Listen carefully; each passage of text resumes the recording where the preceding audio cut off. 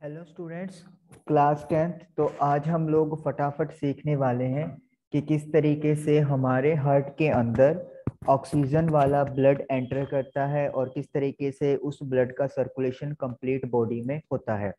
ये डायग्राम आप लोगों के सामने बना हुआ है। तो आइए शुरू करते हैं। सबसे पहले हम लोग अपनी स्टार्टिंग करेंगे लंग्स से।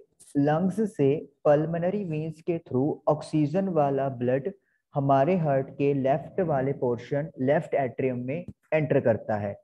लेफ्ट एट्रियम ऑक्सीजन वाला ब्लड कलेक्ट करता है और कलेक्ट करने के बाद ये कॉन्ट्रैक्ट होता है। कॉन्ट्रैक्ट होने पर जो ऑक्सीजन वाला ब्लड है वो लेफ्ट एट्रियम से लेफ्ट वेंट्रिकल की तरफ चला जाएगा और लेफ्ट वेंट्रिकल ये ऑक्सीजन वाला ब्लड ऑर्टा के थ्रू पूरी बॉडी के अंदर ऑक्सीजन वाला जो ब्लड है उसको ट्रांसफर कर देगा। याद रखिए यहाँ पे जो ब्लड है वो पूरी बॉडी में जाएगा ऑक्सीजन वाला, लंग्स को छोड़ के। हम लोग यहाँ पे एंटर कर देते हैं। यहाँ पे हमारे पास कौन सा ब्लड आएगा?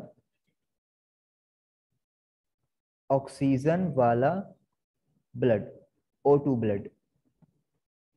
ऑक्सीजन वाला ब्लड पूरी बॉडी के अंदर जा रहा है लंग्स को छोड़ के, क्योंकि हमारी बॉडी को ऑक्सीजन की रिक्वायरमेंट है और इसीलिए ऑक्सीजन वाला ब्लड पूरी बॉडी के अंदर ट्रांसफर हो जाएगा। ऑक्सीजन जो है वो बॉडी यूज कर लेती है और अब उस ब्लड में जो CO2 है वो ऐड कर दी जाएगी। तो इसका मतलब ये है कि अब जो ब्लड हमारे पास है उसके अंदर क्या होने वाला है? CO2 मिक्स हो जाएगा। तो जो ब्लड बॉडी से बाहर आने वाला है वो CO2 वाला ब्लड है। बॉडी से बाहर आने का मतलब क्या है कि यहाँ पे जो ब्लड आपके हर पार्ट में जा रहा है उसके अंदर ऑक्सीजन थी, ऑक्सीजन वो हर टिश्यू हर सेल को दे देगा और जो CO2 वहां पर बन रही है उसे वो पिक कर लेगा। यानी कि यहाँ से लेफ्ट एट्रियम से लेफ्ट वेंट्रिकल और पूरी बॉडी में ऑक्सीजन वाला ब्लड सप्लाई हुआ है और फिर उस ब्लड में CO2 ऐड हो गई है।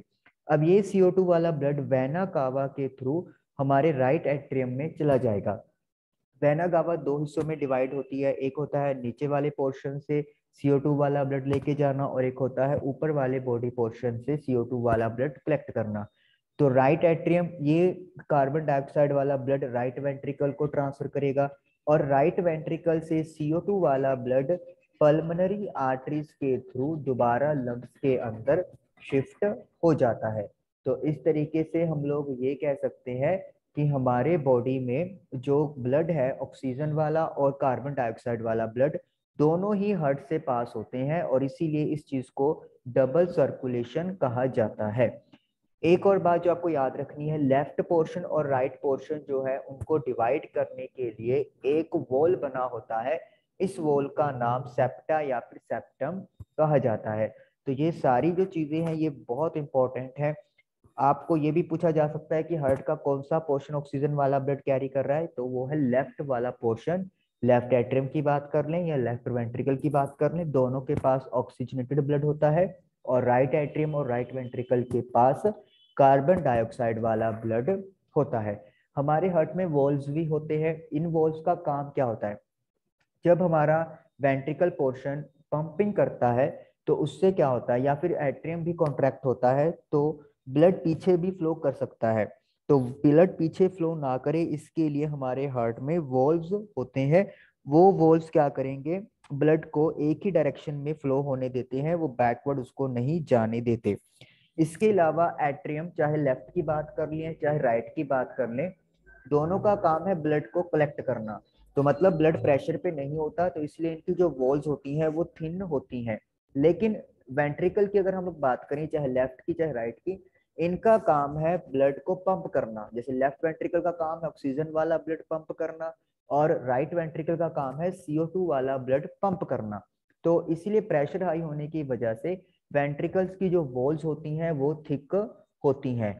और इसके अलावा वेना कावा के हैं जो दो नाम होते हैं, इंफीरियर एंड सुपीरियर। जैसे मैंने आपको बताया कि एक ऊपर वाला पोर्शन से CO2 वाला ब्लड आता है तो वो सुपीरियर होती है वेना कावा, और जो नीचे वाले पोर्शन से CO2 वाला ब्लड कैरी करती है वो इंफीरियर होती है।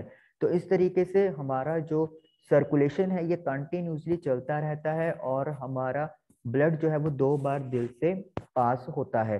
उसके बाद यहाँ पे जो एक इम्पोर्टेंट बात ये है कि हमें सेपरेशन करने की जरूरत क्यों है, जैसे हम लोग मैमल्स हैं, बर्ड्स हैं, क्योंकि हमारे बॉडी को टेम्परेचर मेंटेन रखना होता है, बॉडी टेम्परेचर।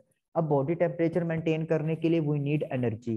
तो वो एनर्जी, आपको पता है कि हम लोग एरोबिक रेस्पिरेशन में आते हैं, तो इसलिए हमें एरोबिक रेस्पिरेशन करने के लिए ऑक्सीजन की रिक्वायरमेंट होती है। तो हमें बहुत ज़्यादा अमाउंट में ऑक्सीजन की रिक्वायरमेंट होती है। तो हम लोग को CO2 और O2 वाला ब्लड मिक्स नहीं करना है। तो इसीलिए हमारे हार्ट के अंदर 4 चैम्बर्स होते हैं, 4 अलग अलग पोर्शंस होते हैं, और लेफ्ट और राइट पोर्शन में डिवाइड किए होते हैं ताकि CO2 और O2 वाला ब्लड आपस में मिक्स ना हो।